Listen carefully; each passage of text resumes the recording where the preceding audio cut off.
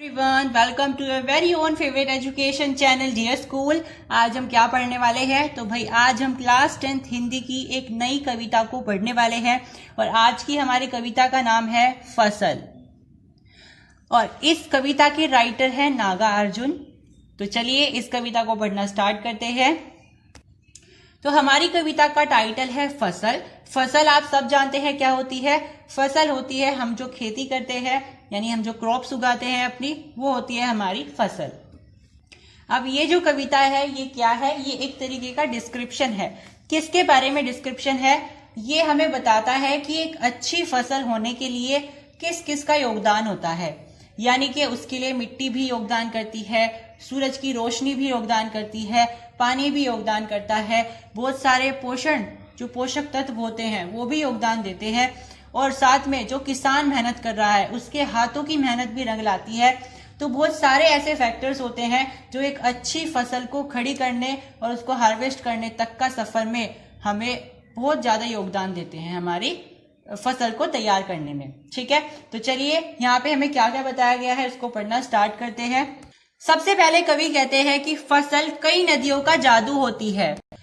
कई नदियों का जादू होने का मतलब है कि यानी कि उसमें कई तरह का पानी लगता है।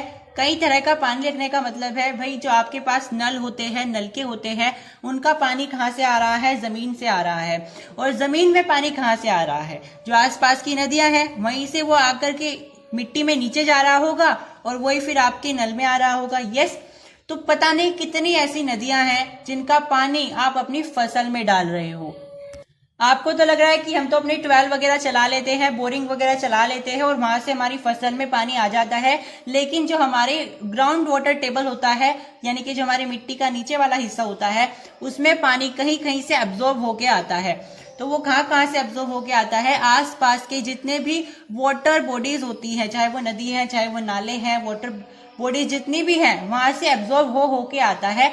तो इसका मतलब ये है बहुत सारी नदियों का पानी हम अपनी फसल में डाल रहे हैं। ठीक है, तो इसलिए जो हमारी फसल तैयार होगी वो बहुत सारी नदियों का जादू होगी।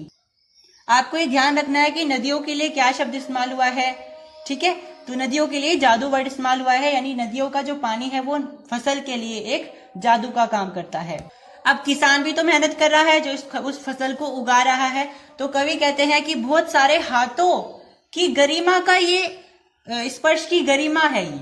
ठीक है, यानी कि बहुत सारे हाथों का मतलब क्या है? आप कहोगे हमारा तो खुद का खेत है, हम बहुत सारे हैं। आप खुद करते हो क्या काम? आप भी करते होंगे, बट आप बहुत सारे मजदूर भी तो लगाते हो। ठीक है, तो हम यहाँ पे सबको कंसिडर कर रहे हैं। तो बहुत सारे हाथों का गरिमा, स्पर्श की गरिमा का मतलब क्या है? बहुत सारे लोग मिलकर के एक फसल को तैयार करते हैं, वो बहुत सारे लोगों की एक मेहनत होती है, यानी कि बहुत सारे लोगों का एक स्पर्श की गरिमा होती है।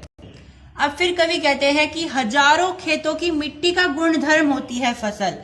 अब हजारों खेतों का मतलब क्या है? आप कहोगे हमारा तो खुद का खेत है, एक हमारा तो बटा हुआ खेत है, हम हजारों खेतों की मिट्टी का क्या करेंगे?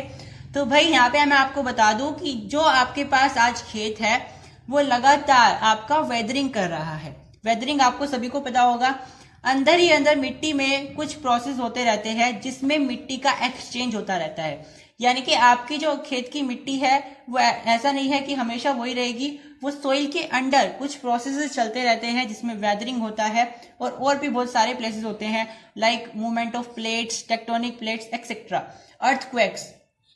इन सारे प्रोसेस की वजह से आपकी खेत की मिट्टी लगातार बदलती रहती है।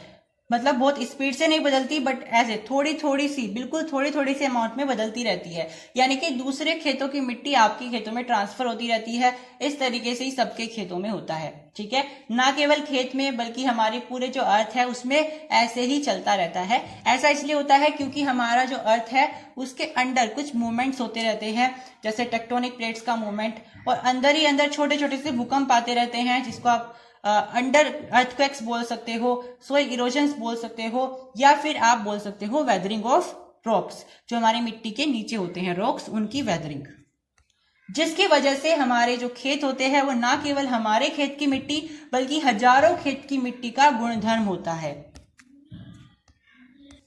फिर कवि कहते हैं कि हमारी जो फसल होती है वो सूरज की किरणों का जादू होती है और हवा की मादकता होती है। तो भाई यहाँ पे कवि ने बहुत सारे चीजों का डिस्कशन किया है। तो मैंने यहाँ पे सारे शब्दों को लिख दिया है। नदियों के लिए जादू शब्द इस्तेमाल हुआ है, हाथों के लिए गरिमा, मिट्टी के लिए गुण धर्म, सूरज के लिए जादू और हवा के लिए मादकता।